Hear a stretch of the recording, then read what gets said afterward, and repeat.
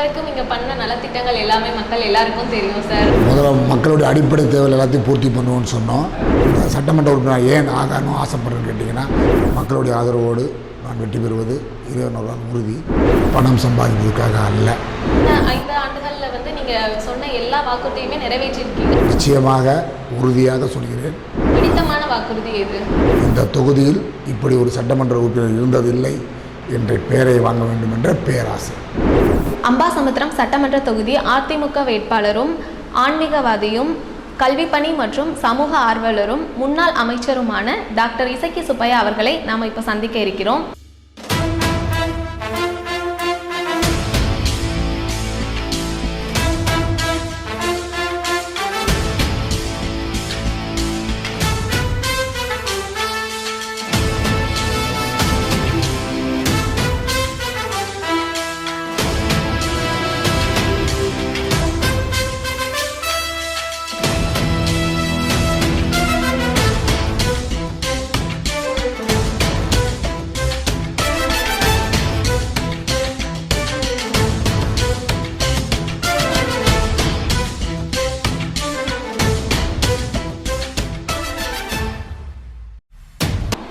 வணக்கம் sir. Sir 2011 இதே தொகுதியில் நீங்கள் வெற்றி பெற்று அமைச்சராக இருந்திருக்கீங்க.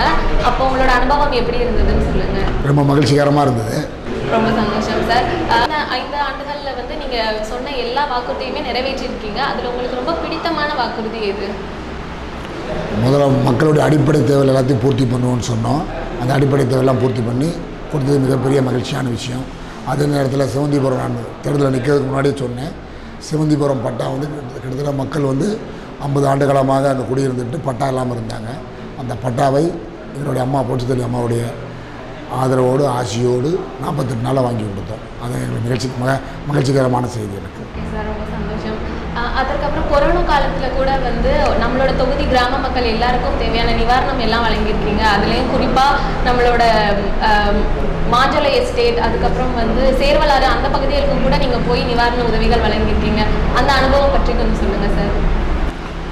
அதுக்கு ஒரு கசப்பான அனுபவம் இருந்தாலும் மனதுக்கு ஒரு ஆறுதலான அனுபவம் நம்ம போய் கொடுத்தது. என்ன காரணம் கேட்டிங்கன்னா, ஒரு பொது வாழ்க்கையில் ஒருத்தன் வரும்போது வந்து கொரோனா, அந்த வெள்ளம், புயல் அப்படிலாம் பார்க்கக்கூடாது. ஒரு பொது வாழ்க்கையில் இருக்கிறவன் அந்த வகையில் கொரோனா இருக்கும்போது நான் என்னுடைய சேஃப்டியை கூட பார்க்காம மக்களுடைய வாழ்வாதாரத்துக்காக போனது எனக்கு மகிழ்ச்சிகரமாக இருந்தது. ரொம்ப நன்றி சார்.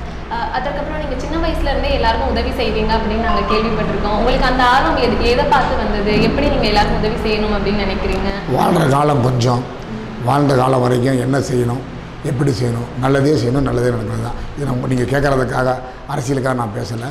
உண்மையிலே என்னுடைய குணம் அதுதான். இரட்டை இலை சின்னம் மற்றும் உங்களோட தனி மதிப்பும் நம்மளோட தொகுதியில் இருக்குல்ல சார், இதை வச்சு நீங்கள் இந்த வெற்றி எப்படி இருக்கும் அப்படின்னு எதிர்பார்க்குறீங்க? எவ்வளோ வித்தியாசத்தில் இருக்கும் அப்படின்னு எதிர்பார்க்குறீங்க? ரைட், சரியான கொஸ்டின். இரட்டை இலை மற்றும் உங்களுடைய தனி மதிப்பு, எப்படி என் தனி மதிப்புன்னு சொல்கிறீங்க? எப்படி எதை வச்சு நீங்கள் எந்த அளவுகளை வச்சு நீங்கள் தனி மதிப்புன்னு சொல்கிறீங்க? நீங்கள் இது வரைக்கும் நீங்கள் பண்ண நலத்திட்டங்கள் எல்லாமே மக்கள் எல்லாருக்கும் தெரியும் சார். ஸோ அதனால எல்லாருக்குமே உங்களை பற்றி மனசில் தனியாக ஒரு மதிப்பு எல்லாருக்கிட்டையுமே இருக்குது மக்கள்கிட்ட.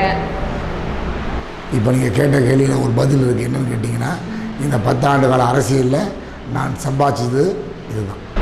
அம்பாசமுத்திரம் தொகுதி தான் வந்து 3 அணைகள் கொண்ட தொகுதி அப்படின்னு சொல்கிறாங்க. ஸோ இங்கே மட்டும்தான் 3 அணைகள் இருக்குது. அந்த அணைகளை வந்து மேம்படுத்துறதை பற்றியும் அதை தூர்வாரத்தை பற்றியும் மக்கள் வந்து ஏற்கனவே கோரிக்கை வச்சுருக்காங்க. அதை பற்றி நீங்கள் என்ன நினைக்கிறீங்க? எங்களுடைய அம்பாசமுத்திரம் தொகுதி முழுக்க முழுக்க விவசாயிகளுடைய நிறைந்த தொகுதி, நீர்வளம் நிறைந்த தொகுதி.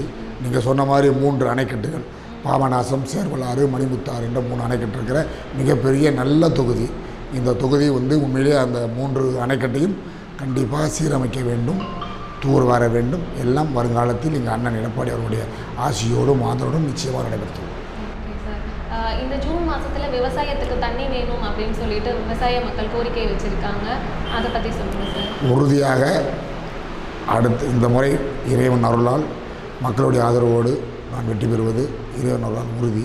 என்னுடைய முதல் செயலே ஜூன் 1ஆம் தேதி கெனடியன் காலை திறப்பது தான் என்னுடைய முதல் வேலையாக இருக்கும்.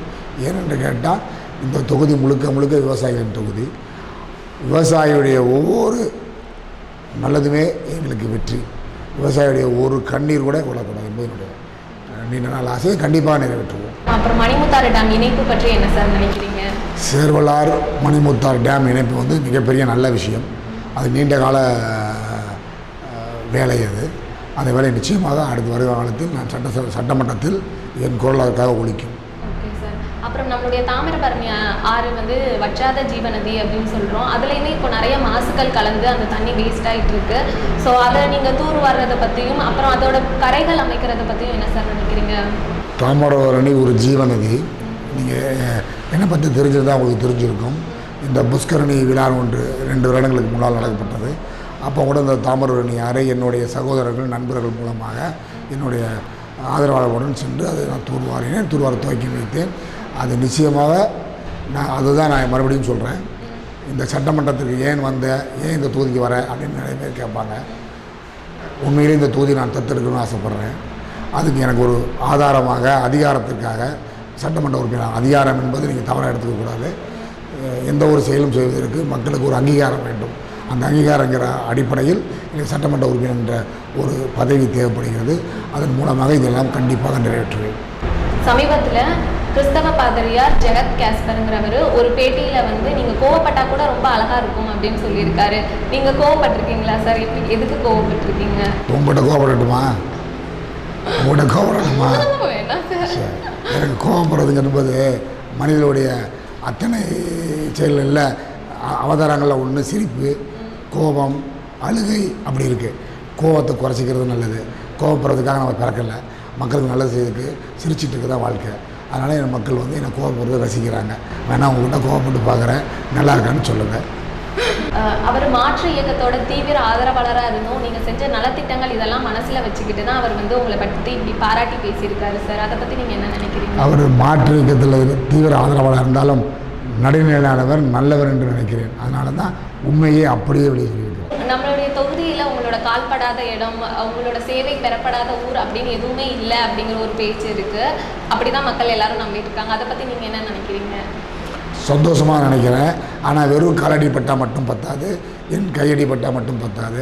அவருக்கு ஏதாவது செய்யணும். நான் பல பேட்டிகளை சொல்லியிருக்கிறேன்.